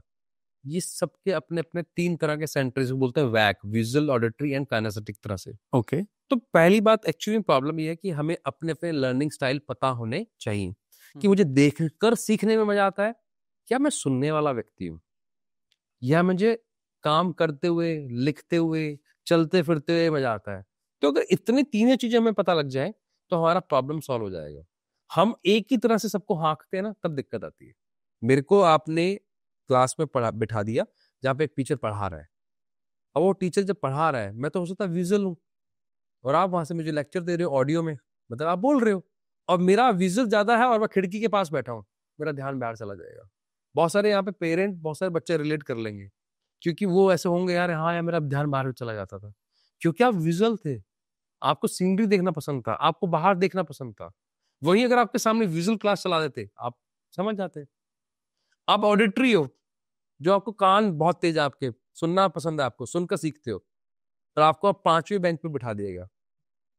पहले वाला बच्चा टीचर की बात सुन रहा है, दूसरा वाला बच्चा पेन खोल रहा है बंद कर रहा है, पेन खोल रहा है बंद कर रहा है, तीसरा वाला बच्चा कोनी मार रहा है ऐसे दूसरे को, चौथा वाला बच्चा पन्ना पलट रहा है, 5वें वाले बच्चे तक वो बात ही नहीं आ रही जो टीचर बोल रहा है। अब उसको क्या लग रहा है कि मुझे समझ में नहीं आ रहा। नहीं, वो अगर पहले बेंच पे होता ना, उसको जल्दी समझ में आता, क्योंकि छोटे से छोटा साउंड उसे डिस्टर्ब कर रहा है। उनको साउंड प्रूफ चाहिए। नॉर्मली ऐसे लोग रात को लेट सोते हैं, कारण वो रात तक लेट पढ़ना पसंद करते हैं, या फिर सुबह जल्दी उठकर पढ़ना पसंद करते हैं। तीसरे एक और होते हैं, जब वो बैठे होंगे ना, उनका पैर ऐसे हिलता रहेगा, ऐसे ऐसे बॉडी, पैर ऐसे ऐसे हिलता रहेगा, बॉडी हिलती रहेगी, ऐसे ऐसे करते रहेंगे, पेन टिक टिक करते रहेंगे, पेपर पे ऐसे ड्राइंग करते रहेंगे, कुछ ना कुछ करते रहेंगे, और टीचर उनको डांटता रहेगा, क्या कर रहा है यार, टिक के बैठ जा। घर वाले भी बोलेंगे, अरे 5 मिनट पहले तो बैठा था पढ़ने, फिर उठ गया, कभी तेरे को बाथरूम आ रहा है, कभी तेरे को पानी पीना है। एक्चुअली में उसकी फिजिकल एनर्जी हाई है, उसको झूले पे बिठा दो, बैठ के पढ़ लेगा। उसको रिवॉल्विंग चेयर दे दो, बैठ के पढ़ लेगा, क्योंकि उसकी काइनेस्थेटिक एनर्जी हाई है। तो अगर आपको अपना लर्निंग स्टाइल पता है ना, तो आप उसके अकॉर्डिंग आप पढ़ाई कर सकते हो, समझ सकते हो। सर जैसे अभी हम बात कर रहे थे कि हर बच्चे की समझने की क्षमता अलग अलग होती है। कोई देख के समझता है, कोई सुन के समझता है, बेहतर समझते तो सब हैं, कोई देख के बेहतर समझता है, कोई सुन के बेहतर समझता है, कोई लिख के बेहतर समझता है। लेकिन अगर मैं बात करूं, प्राइवेट स्कूल्स की बात करूं, जो पेरेंट्स अपने बच्चों को प्राइवेट स्कूल्स में भेजते हैं, वो पढ़े लिखे हैं, फाइनेंशियली वो ठीक हैं, और मेरे ख्याल से प्राइवेट स्कूल में एक क्लास में शायद 20 25 या 30 बच्चों से ज़्यादा नहीं होते। अगर वही मैं गवर्नमेंट स्कूल की बात करूं तो एक एक क्लास में 60 60 70 70 बच्चे होते हैं, 50 बच्चे होते हैं। तो और उनके ऊपर एक टीचर होता है। तो एक टीचर के लिए कैसे ये पॉसिबल है कि वो ये पता कर पाए कि कौन सा बच्चा देख के समझ रहा है, कौन सा बच्चा सुन के समझ रहा है, और कौन सा बच्चा कैसे समझ रहा है, वो कैसे आइडेंटिफाई करेगा? क्योंकि इतनी कैपेबिलिटी तो मेरे ख्याल से एक टीचर के पास भी नहीं हो सकती, इतने रिसोर्सेज भी नहीं है। प्राइवेट में हो सकता है, गवर्नमेंट में नहीं है। तो क्या गवर्नमेंट स्कूल में जो बच्चे जा रहे हैं उनको डेवलप करने के लिए हमारे पास कुछ है नहीं, कुछ ऑप्शन नहीं है? आप सर हेल्थ प्रोडक्ट में काम करते हैं, मैं राइट? हाँ हाँ। क्या आज एक रिक्शा चलाने वाले को हेल्थ प्रोडक्ट की डिमांड आती है? नहीं आती। नहीं आती। क्योंकि उसका बेसिक नीड क्या है कि एक बार रोटी कपड़ा मकान। हाँ बिल्कुल। तो जो गवर्नमेंट स्कूल में बच्चा जा रहा है, ऑब्वियसली गवर्नमेंट अपनी तरफ से पूरे एफर्ट लगा रही है, माँ बाप भी अपनी तरफ से लगा रहे हैं, ठीक है ना, जिसके पास जो क्षमता है वो उस हिसाब से कर रहे हैं। लेकिन उनकी पहली नीड है कि कम से कम शिक्षा तो मिले। जी। 50 बच्चे हैं, 40 है, 30 है, वो भी अपनी तरफ से कोशिश कर रहे होंगे। तो पहले तो वही पूरी हो जाए, बहुत बड़ी बात है। और रहेगी प्राइवेट स्कूल्स की बात, यहाँ प्राइवेट स्कूल्स के पास बच्चे हमें लगता है 20 25 हैं, लेकिन अगर आप प्राइवेट स्कूल्स में चले जाएं, एक एक क्लास में बच्चे 35 से 40 हैं, ज्यादा है उससे। और उनका वो नजरिया ही नहीं है अभी उस तरह सोचने का कि हमें एजुकेशन किस तरफ लेके जानी है। कुछ चुनिंदा स्कूलों की होगी, लेकिन मोस्ट ऑफ द स्कूल्स कैसे सोच रहे हैं, वो एक एवरेज स्कूल्स की तरह ही सोच रहे हैं। अगर ये प्रॉब्लम सॉल्व हो जाए तो फिर कहना ही क्या। हमारा पूरा करिकुलम, चाहे वो गवर्नमेंट स्कूल हो चाहे वो प्राइवेट स्कूल हो, वो लेफ्ट ब्रेन पे बना हुआ है। हम राइट ब्रेन पे काम ही नहीं कर रहे, राइट ब्रेन ऑफ मतलब राइट हेमिस्फीयर पे काम ही नहीं कर रहे। तो जब काम नहीं कर रहे तो सर्वांगीण विकास कहां से हो जाएगा? तो जब बेसिक ही नहीं पता, मैं आज आप तब स्कूल में बच्चे को डालोगे, बहुत सारे ऐसे किंडरगार्टन स्कूल्स हैं, वो कैपिटल ए पहले सिखाते हैं, यानी कि अल्फाबेट जब सिखाते हैं कैपिटल सिखाते हैं। बिल्कुल। कोई मुझे बता दे इसका क्या रीजन है? हम लॉजिकल नहीं रहे। और आपको देखा, आपसे इंस्पायर हुआ, अपना स्कूल खोल लिया, क्यों? और फिर कुछ पेरेंट्स की डिमांड भी ऐसी है, तो यहाँ पर कोऑर्डिनेशन बिगड़ गया है। तो ये अब ऐसे बातों बातों में ठीक नहीं होगा, इसको बैठकर डिस्कशन कर कर ठीक किया जा सकता है कि क्यों हम पहले कैपिटल सिखा रहे हैं, स्मॉल बाद में क्यों है, हर चीज के पीछे लॉजिक होना चाहिए। आप क्यों 4 साल के बच्चे को 3 साल के बच्चे को पेंसिल दे रहे हो, उसके हाथ की जब मसल से नहीं बनी, क्यों पेंसिल दे रहे हो उसको वुडन की? जबकि न्यूरो साइंस और साइंस ये बोलती, मेडिकल साइंस ये बोलती है, आपके दोनों भाइयों से पूछना, जी। 8 साल से पहले ये बनती नहीं है, और आप उसको लक्कड़ की पेंसिल दे रहे हो, पाप कर रहे हो। क्रेयॉन्स दे देते, और अब आप उससे जिद कर रहे हो कि 100 तक गिनती लिख के दिखा। इसलिए अभी तो बहुत बात की बात है मानो भाई। लेकिन सर पेरेंट्स करे भी क्या? आज अगर आप बच्चे का नर्सरी में एडमिशन कराने जाते हैं उसके लिए भी स्कूल वाले टेस्ट लेते हैं। सर आप जिस शहर में रहते हो वहां ऐसा लगता है आपको, लेकिन आधे से ज्यादा हिंदुस्तान बाहर रहता है। बाहर मतलब मेट्रो में नहीं रहता है, वहां पे ऐसा कोई टेस्ट नहीं है। डिमांड किसने करी स्कूल से? पेरेंट्स ने। मेरे बच्चे को 50 तक काउंटिंग आनी चाहिए, स्कूल के ऊपर भी प्रेशर है, दोनों का है। मैं स्कूल की ये नहीं कि स्कूल ने अपनी जिम्मेदारी पूरी निभाई हो, दोनों की बात है। स्कूल बैठ के समझाए ना कि यार ये पॉसिबल नहीं है, इससे नुकसान होगा। अगर मान लीजिए मैं आपकी बात करता हूं, अल्टीमेटली आप मुझे चॉइस करके बताना आप अपने बच्चे का फ्यूचर, क्योंकि आप नए नए फादर बने हो, तो मैं आपसे पूछता हूँ, आपके दो ऑप्शन है। एक, आपका बच्चा पढ़ लिख के शानदार नौकरी या बिजनेस करे, और एक आपका बच्चा शानदार काम करे और खुश रहे, क्या चाहोगे? सब प्रैक्टिकली अगर देखा जाए तो वो मेरे लिए, अगर मैं अपनी बात करूं इंडिविजुअली, तो मैं तो उसकी खुशी चाहता हूँ, खुशी। वो खुश रहे। आप अकेले नहीं, मैं ऑडियंस को बोल देता हूँ, आप में से ऐसा कोई दूसरा व्यक्ति नहीं होगा जो ये नहीं चाहता हो। हर पेरेंट खुशी चाहता है, लेकिन हमें क्या लगता है वो खुशी कैसे है? अगर 50 की काउंटिंग नहीं आई तो अच्छी डर ज्यादा, डर बात है। तो अगर ये पता लग जाए, आज मैं आपको बता दूं, अगर आपने अपने बच्चे को लिखवाना शुरू किया अर्ली एज में, उसको आगे जाकर, मान लेते हैं, मैं बोलता हूँ एक हाइपोथेटिकल सिचुएशन में कि उसको जाके हड्डियों की प्रॉब्लम होगी, तो फिर लिखवाओगे आप? नहीं, बिल्कुल नहीं। तब क्या होगा? तब आपको करियर नहीं चाहिए ना, क्योंकि आप क्या चाहते हो? वो हेल्दी रहे। और एक्चुअली में इसलिए अलाउ नहीं है पहले लिखना। हम बच्चे को पेन में डाल रहे हैं। और इनफैक्ट अगर आप और न्यूरो साइंटिफिकली चले जाएंगे तो बच्चे को 5 साल तक स्कूल में ही नहीं डालना चाहिए। हाँ, तो पहले के जमाने में नहीं होते थे, एडमिशन ही नहीं होते और थे। एक्चुअली में किंडरगार्टन का कॉन्सेप्ट थोड़ा सा गलत लोगों ने समझ लिया। किंडरगार्टन का कॉन्सेप्ट ये था, ऐसी जगह जहां पे अनस्ट्रक्चर्ड वे में, दोबारा सुनिएगा, अनस्ट्रक्चर मतलब जहां को सिस्टम नहीं है कि पहली क्लास कौन सी, दूसरी क्लास कौन सी, ये स्कूल ड्रेस, इतने बजे खाना, इतने बजे लंच, इतने बजे पानी, इतने बजे पी करना, नहीं। अनस्ट्रक्चर्ड वे में एक ऐसी जगह जहां पे प्ले वे जोन है। वो बाद में हम लोगों ने कॉपी भी मारा तो गधों की तरह मारा कि हमने कॉपी भी ढंग से नहीं किया। सर आप बिल्कुल ठीक कह रहे हैं। मेरी सिस्टर जो है वो ऑस्ट्रेलिया में रहती है।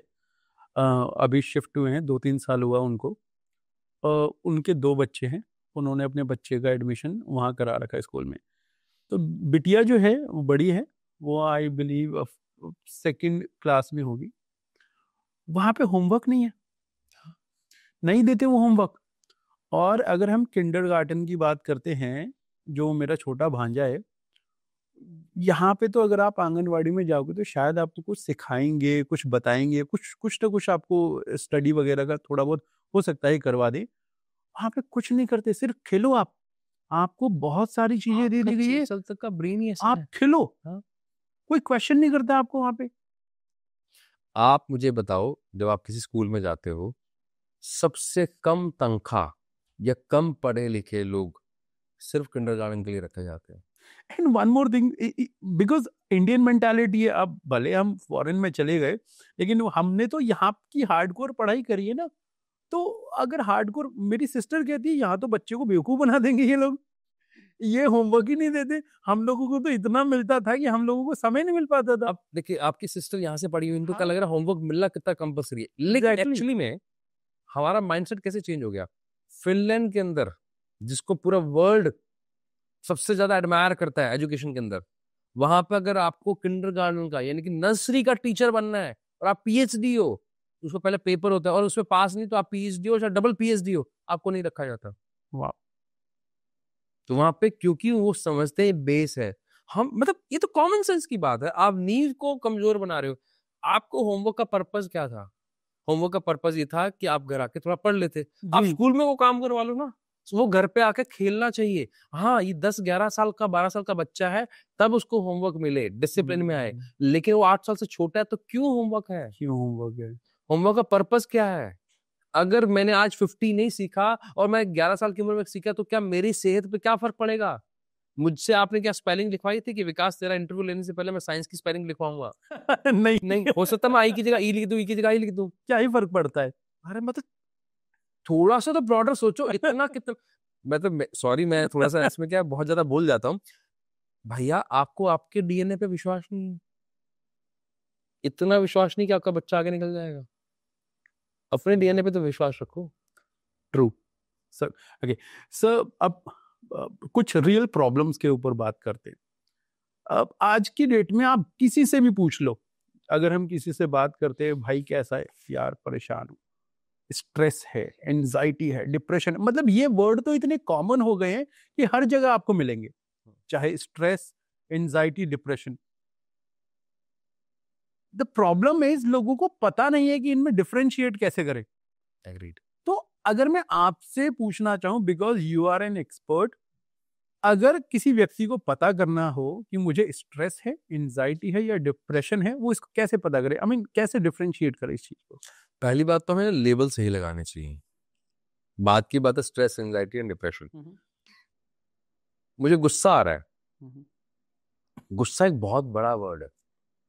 मैं कहीं गया, वहां पर उन्होंने मुझसे बात ही नहीं की, तो आई एम फीलिंग रिजेक्टेड। तो ये रिजेक्शन है या गुस्सा है? मुझे यहाँ पर मानव को बुलाना है, तो मैं मानव बोलूंगा तो मानव को तब सुनाई देगा, अंशुल बोलूंगा तो अंशुल को सुनाई देगा। मुझे सही नाम लेना पड़ेगा। कारण मैं अगर सही नाम लूंगा तभी तो मेरा सबकॉन्शियस माइंड मुझे आंसर देगा। मैंने ये बोला कि आई एम फीलिंग रिजेक्टेड, तो मेरे सबकॉन्शियस माइंड ने कहा ओके, तो हो सकता है आपने किसी को एडमायर ना किया हो सकता है आपने अपने स्किल पे काम ना किया हो, उतने आप बड़े नहीं हुए हो। मैं कहीं गया और उस व्यक्ति ने मुझे बुलाकर भी बिठा दिया और मुझसे पानी तक नहीं पूछा। I am feeling sad. Sad क्या होता है? अब आप उसको बहुत क्लियर करो, मैं सैड नहीं हूँ, actually I am feeling overwhelmed कि यार ऐसा मेरे साथ क्यों किया। आप सही जवाब दो। हो सकता है आपने पहले कभी किया हो, तो आपको सही आंसर मिलेगा। आप कहीं गए और आपको लगता है कि यार आप बहुत ही ज्यादा कॉन्फिडेंस में थे, लेकिन वहां जाकर आपको वैसा रिस्पॉन्स नहीं मिला, और पब्लिक ने आपको, मान लो आप स्टेज पे कुछ परफॉर्म करने गए थे या आप सेल्स पिच पे गए थे, सामने वाले ने उतना बढ़िया नहीं दिया ना, आपको बहुत गुस्सा आ रहा है, मैं इतनी मेहनत करता हूँ। आपने सही सवाल पूछना है, क्या मैं सेल्स कन्वर्ट नहीं कर पाया इसलिए मुझे गुस्सा आ रहा है, यानी कि मुझे result as per my expectation नहीं मिला, तो मैंने सही वर्ड दिया।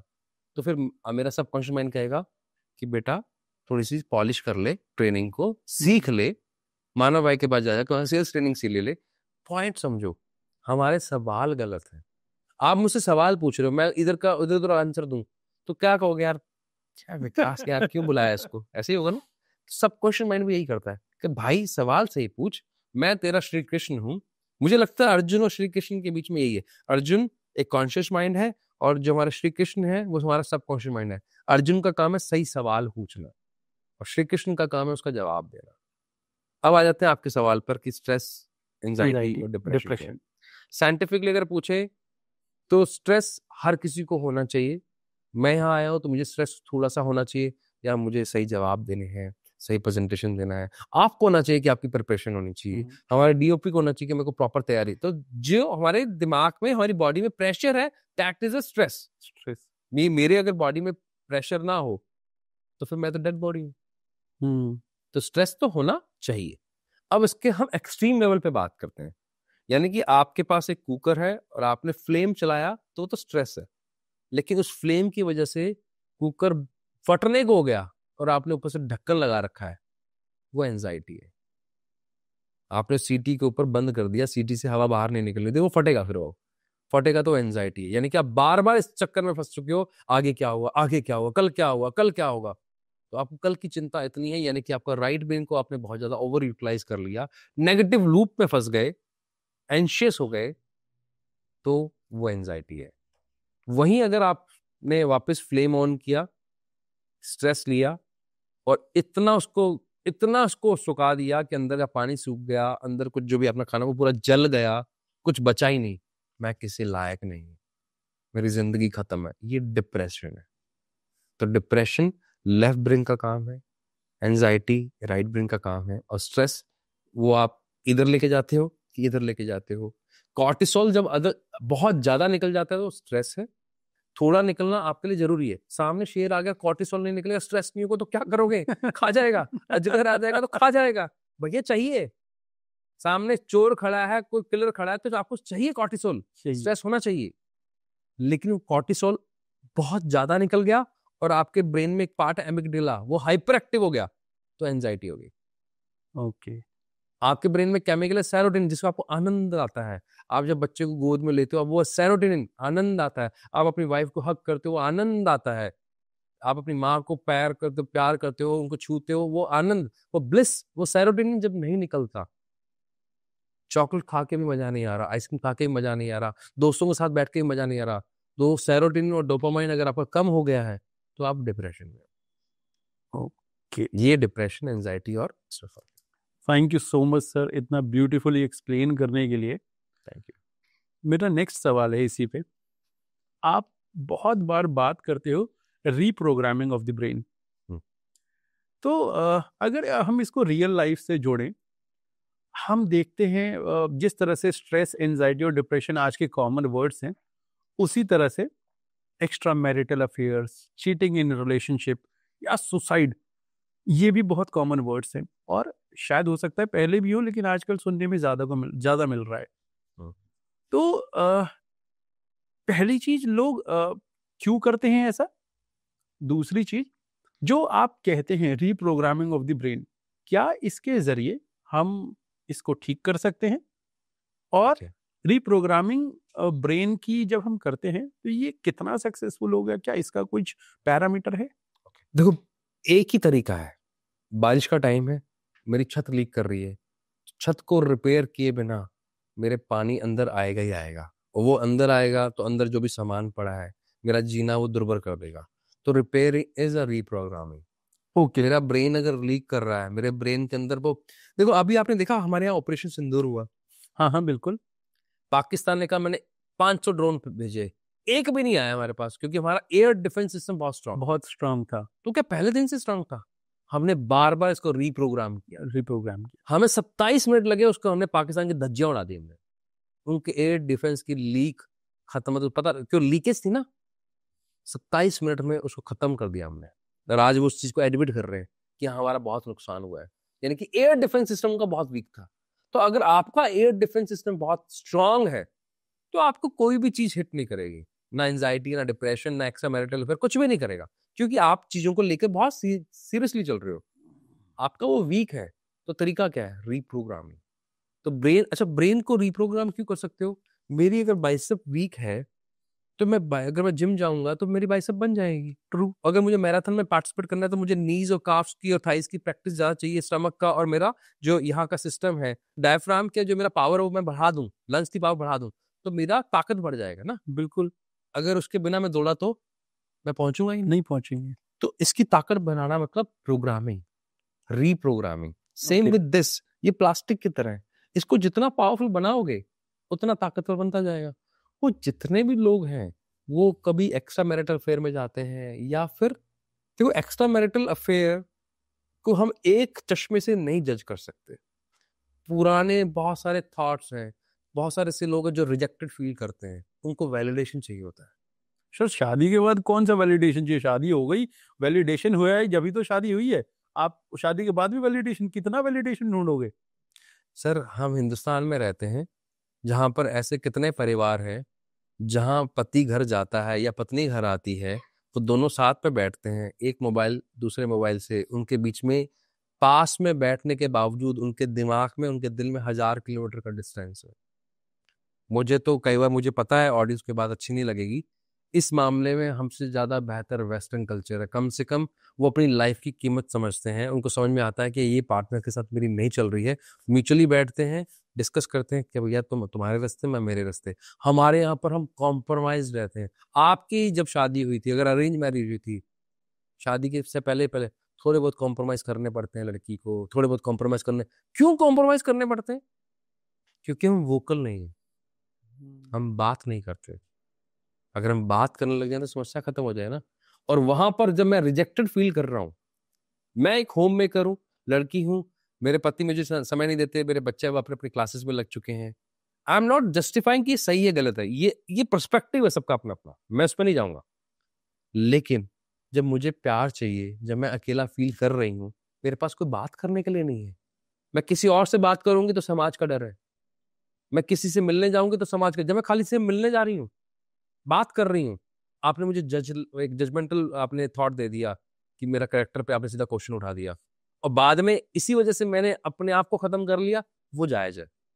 तब अरे बात ही कर लेती यार, एक दोस्त से बात कर लेती। आप ही ने तो मना किया था दोस्त से बात करने से, आप ही तो मना करते हो किसी लड़के से बात करते तो जान से मार दूंगा।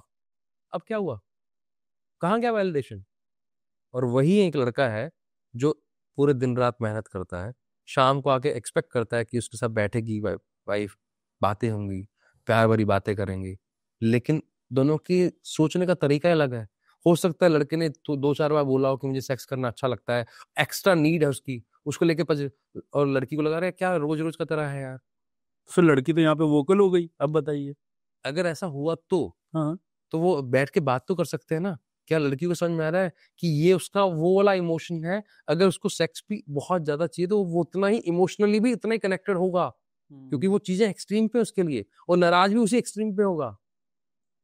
तो यही सारी चीजें तब होती हैं जब वो फुलफिलमेंट, देखो चीटिंग अलग है, चीटिंग बहुत अलग है। मैं जब इंटेंशनली चीट कर रहा हूं, तुम्हारे घर में सब ठीक है उसके बावजूद भी मैं चोरी कर रहा हूं, मेरे घर में खाना नहीं, जैसे आपने फिल्मों में देखा है किसी के घर में लेकिन ये कैसे पता करेंगे कि ये इंटेंशनल है या अनइंटेंशनल? तो नहीं बैठ के बात, ये पर्सनल टॉक है। आई अग्री, मैं समझ गया आपकी बात, बट द क्वेश्चन इज, जब जब भी आप किसी चीटर को आप पकड़ोगे ना, वो अपने आप को विक्टिम शो कर देता है। सर देखो, जब हम चोरी करते हुए पकड़ते हैं तो वहां विक्टिम वाली बात अलग है। एक बच्चा जिसके कपड़े नहीं पहने हुए, कपड़े फटे हुए हैं, भूख से मर रहा है, प्यास से मर रहा है, वो चोरी कर रहा है, तो समाज भी छोड़ता है यार, भूखा है खाने दे यार। जिसके यहाँ से चोरी की उसको भी बोलता है यार इसको मत मार यार, 4 लोग और हेल्प करने के लिए आ जाते हैं। वहीं एक पढ़ा लिखा व्यक्ति, क्वालिफाइड व्यक्ति कार में घूम रहा हो, वो चोरी कर रहा हो, तो उसको छोड़ेगा? उसको तो मारेंगे। या उसने नशा कर रखा हो, एकदम नशे में धुत हो, ड्रग्स ले रखी हो, तो भी इसको मारेंगे, तब समाज नहीं छोड़ता ना। तो मेरा पॉइंट ये है कि जो कुछ चीजें ऐसी होती हैं जहां पर डिस्कशंस होने चाहिए, जहां चीटिंग हो रही है इंटेंशनली, वहां पता होता है पार्टनर को, जहां इग्नोरेंस हो रही है वहां बैठकर डिस्कशन होकर इसको सॉल्व किया जा सकता है।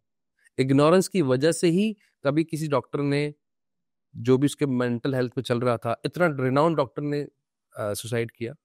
इग्नोरेंस की वजह से ही बहुत सारी ऐसी चीजें होती हैं। मेरी बेसिक नीड, बातें हो सकती हैं, फिजिकल हो सकती है, इमोशनल हो सकती है, उस पर कोई बात नहीं कर रहा है। या तो मैं डिप्रेशन एंजाइटी में जा रहा हूं, वो अलाउ है, बाद में मैं कुछ कर लूंगा, वो अलाउ है। इससे अच्छा तो पहले बात कर लो, वोकल हो जाओ।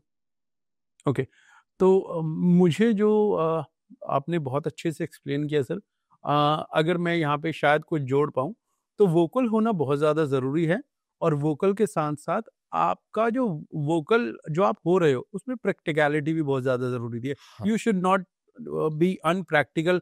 जो आजकल रील्स चलती है, माइक उठा के कोई पूछता है कि अच्छा आपको कैसा लड़का चाहिए, कितनी सैलरी होनी चाहिए, 100 करोड़ रुपए सैलरी होनी चाहिए उसकी, तो वो वोकल तो हो गए बट दे आर नॉट। हमसे शादी क्यों करेगा?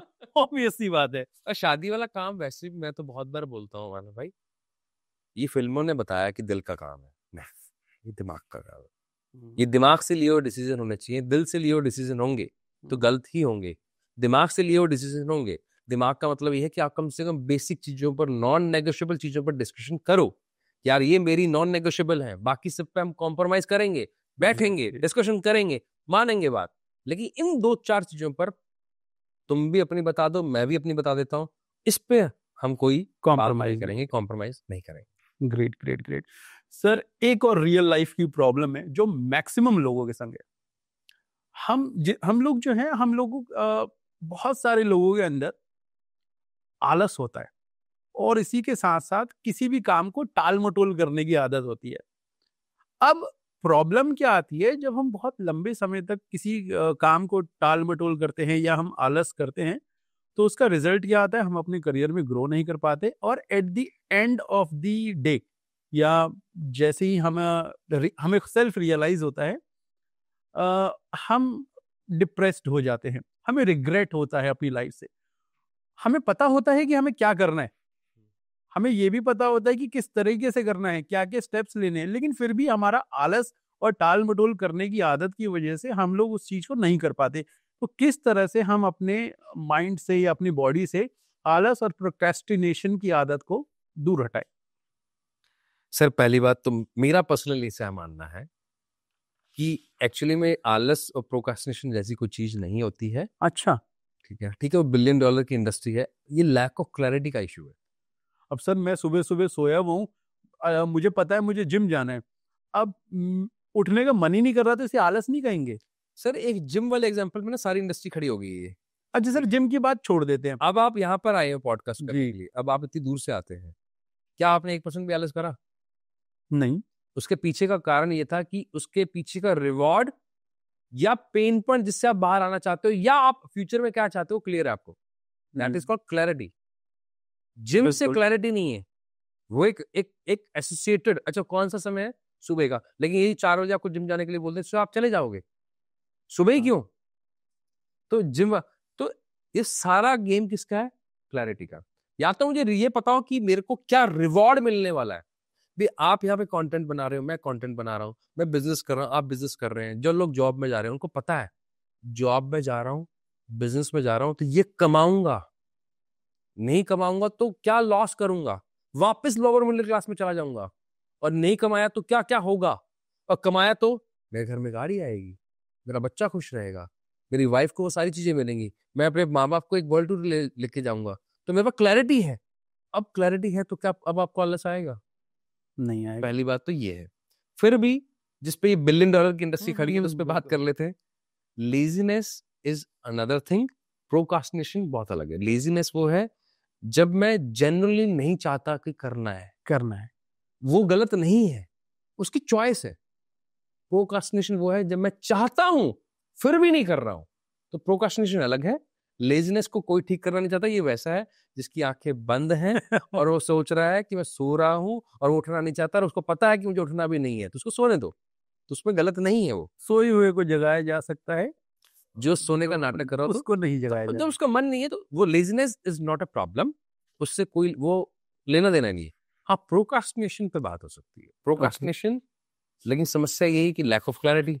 क्यों? क्योंकि जो मैं बात बोलने वाला हूँ वो आपको यूट्यूब पे भी नहीं मिलेगी। ओके। प्रोकास्टिनेशन लोगों को पता ही नहीं कि क्यों है। प्रोकास्टिनेशन इसलिए भी होता है जब मेरी लैक ऑफ फिजिकल एनर्जी, मेरी एनर्जी ही नहीं मिली मुझे बाय बर्थ इतनी स्ट्रांग, तो मैं चीजों को टालूंगा। अच्छा। और कहां तक? देख कर बताता हूं, सोच कर बताता हूं, कब करूंगा नहीं पता, क्योंकि मेरी अंदर से फिजिकल एनर्जी इतना साउंड नहीं है, तो मैं चीजों को टालूंगा, इसलिए भी प्रोकास्टिनेशन है। ये पहली कैटेगरी है। दूसरी कैटेगरी आप बता देना कौन सी कैटेगरी वाले हो आप। दूसरी category, high level of physical energy, बहुत शानदार फिजिकल एनर्जी है, तो उसको ओवर कॉन्फिडेंस होता है ये तो मैं कर ही लूंगा, तो लास्ट मोमेंट तक टालेगा। कब करेगा? जब एकदम सर पे पड़ चुकी होगी, जैसे आप रिसर्च करके आए, तो कब करी होगी ये आप देखना। तो अगर आपने इसलिए डाला क्योंकि आप कर लेते हो, तो आप हमेशा क्या करोगे? लास्ट मोमेंट पे करोगे। एग्जाम से एक रात पहले पढ़ने वाले वो बच्चे। प्रोक्रास्टिनेशन अलग है। तो अब हर बीमारी अलग अलग है, तो उसका इलाज अलग अलग होगा ना। तो इसलिए खाली ये बोल देना कि प्रोक्रास्टिनेशन के ऊपर ये टेम्पलेट काम करेगा, ये फिर मुझे फिर वो बेवकूफी लगती कि नहीं यार, ये गलत इलाज है। ठीक है ना? बिल्कुल बिल्कुल। बुखार में पैरासीटामोल काम आती है, लेकिन जुकाम में डोला लेनी पड़ती है ना। अलग अलग दवाई अलग अलग है तो दोनों में बुखार, लेकिन दोनों के सिम्टम अलग अलग है। तीसरा प्रोक्रास्टिनेशन वो होता है जब लैक ऑफ सेल्फ कॉन्फिडेंस है, मुझे अपने आप पे विश्वास ही नहीं है। जब मुझे अपने आप पे विश्वास नहीं, तो मुझे पता ही नहीं मुझे क्या मिलेगा और मैं क्या कर लूंगा इससे, तो उस वजह से मैं चीजों को टालता हूँ। और चौथा सबसे खतरनाक जो प्रोक्रास्टिनेशन होता है वो ये है जब आप एक लूप में फंस जाते हो, थिंकिंग के लूप में, इमेजिनेशन में, चाहे वो नेगेटिव हो चाहे वो पॉजिटिव। मैं किस लायक नहीं हूँ, मैं बेकार हूँ, मुझे क्या करना है सीख कर, मैं जैसा हूँ वैसा ही ठीक हूँ, मेरी जिंदगी में ये लिखा है, अगले जन्म में देखेंगे, जो होगा देखा जाएगा, ये सब। या ये अरे मैं बहुत बढ़िया हूँ, मैं देख लूंगा, इसको लास्ट मूवी पे देखते हैं, और बैठे बैठे ऐसे शाहरुख खान से मिल रहा हूँ, बैठे बैठे मैं अमिताभ बच्चन से मिल रहा हूँ, तो मैं उस इमेजिनेशन पे हूँ, तो मैं फिजिकल एक्शन नहीं ले रहा, तो मैं वो प्रोक्रास्टिनेटर हूँ। तो चारों ट्रीटमेंट्स अलग अलग होंगी। पहले आप जानिए आप कौन सी कैटेगरी वाले हैं। फिर भी है तो मतलब बहुत डिटेल में इसका फिर एक वीडियो बनेगा, वो यूट्यूब पे है, वहां जाके आप चेक कर लेना। तो हमारे चैनल पे हम डल रहे हैं अभी आपकी पॉडकास्ट से पहले शायद हम डाल देंगे। ओके सर, बहुत ही अच्छा एक्सप्लेन किया आपने प्रोक्रेस्टिनेशन को, और डेफिनेटली आपके यूट्यूब पे डलेगा, आपके चैनल पे, तो मैं भी देखूंगा। और आई बिलीव मैं वापस से इस पर्टिकुलर टॉपिक के ऊपर अगर आपने अपना कीमती समय निकाला, तो डेफिनेटली मैं इस पे और लंबी बात करना चाहूँगा। बिल्कुल डन। सर, हम एंड ऑफ द पॉडकास्ट हैं, और स्पेशली आपके लिए मैंने अपने पॉडकास्ट में एक सेशन रखा है जिसका मैंने नाम दिया है फैंटास्टिक 5। क्या बात है, नाम भी बड़ा शानदार है। आप भी शानदार है सर, तो आपके लिए ही नाम रखा है फैंटास्टिक 5। इसमें जो मुझे लगता है ये 5 इंपॉर्टेंट क्वेश्चन, हालांकि सारे क्वेश्चन इंपॉर्टेंट है, बट आई बिलीव ये 5 जो हैं वो बहुत फैंटास्टिक होने वाले हैं, वो मैं आपसे पूछने जा रहा हूँ। इसका आप चाहें तो एक वर्ड में आंसर दे सकते हैं, एक सेंटेंस में दे सकते हैं, या सर आप तो जैसे मर्जी वैसे आंसर दे दो, हमारी ऑडियंस को बस रिजल्ट मिलना चाहिए, बिल्कुल बेनिफिट मिलना चाहिए। ओके, सो मेरा पहला जो क्वेश्चन है कि आज की डेट में सोशल मीडिया पे हर कोई कहता है विजुअलाइजेशन की पावर बहुत ज़्यादा होती है, विजुअलाइजेशन करना चाहिए। तो मेरा क्वेश्चन यही है, अगर हमें अपने गोल्स को अचीव करना है तो विजुअलाइजेशन जो है उसमें क्या रोल प्ले करता है और हाउ इम्पोर्टेंट इट इज? जो हमने पहले बात करी थी, श्री कृष्ण है आपके पास, तो श्री कृष्ण अगर आपके साथ है तो फिर इस धरा पे कोई नहीं है जो आपको छेड़ सके, जो आपके काम रोक दे। तो विजुअलाइजेशन वो पावर है जो अगर आपको मिल जाती है तो आपके काम डबल स्पीड से होते हैं। काम उसके बिना भी होंगे लेकिन बहुत धीरे होंगे, या बहुत ज्यादा लेट, इतने लेट हो जाएंगे कि शायद जिंदगी थोड़ी पड़ जाए।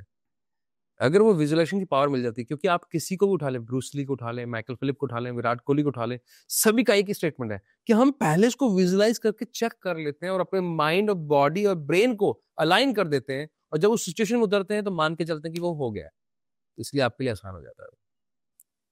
तो विजुअलाइजेशन बहुत इंपॉर्टेंट है, करना चाहिए। बहुत बढ़िया सर।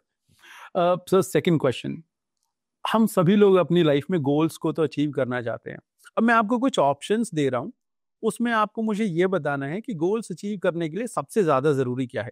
ठीक है। आप चाहें तो इनको अपने ऑर्डर्स के अकॉर्डिंग लगा भी सकते हैं, बता सकते हैं क्या पहले जरूरी है और कितना जरूरी है। I mean it totally depends on you. तो गोल्स को अचीव करने के लिए सबसे ज्यादा जरूरी क्या है? ए, स्किल्स, बी, डिसिप्लिन, सी, कंसंट्रेशन, या डी, पॉजिटिव माइंडसेट। मुझे लगता है डिसिप्लिन। पॉजिटिव माइंडसेट सपोर्ट करेगा उसे, लेकिन बहुत सारे लोगों को देखा जिनमें टैलेंट बहुत है लेकिन वो डिसिप्लिन नहीं है, कंसिस्टेंट नहीं है। तो डिसिप्लिन तो कंसिस्टेंट नहीं है। एग्जाम्पल के तौर पे, Indian army is the most disciplined army all over the world and the most toughest army. उनके पास क्या है माइंडसेट मुझे नहीं पता, डिसिप्लिन उनसे बेहतर किसी के पास नहीं है, और इसलिए किसी के औकात नहीं है हमारी तरफ आंख उठाने की। इसलिए ऑपरेशन सिंदूर कर दिया हमने, छक्के छुड़ा दिए उनके 27 मिनट में उठा दिया उन्हें। बिल्कुल बिल्कुल बिल्कुल। ओके, नेक्स्ट क्वेश्चन सर, जो तीसरा क्वेश्चन है फैंटास्टिक 5 का। किसी भी पर्सन के लिए मैं ऑप्शंस दूंगा, आपको बताना है इसमें सबसे ज्यादा हार्मफुल क्या है। ए, डिप्रेशन, बी, स्ट्रेस, सी, एंजाइटी, डी, ओवरथिंकिंग, या ई, प्रोक्रेस्टिनेशन। जो हमारा डी ऑप्शन है, ओवर थिंकिंग के साथ मैं नेगेटिव लूप जोड़ूंगा। ओवर थिंकिंग तो कभी भी नुकसानदायक नहीं है, negative loop of any thinking is सबसे पेनफुल है, वो उसी की वजह से सारी चीजें होंगी फिर।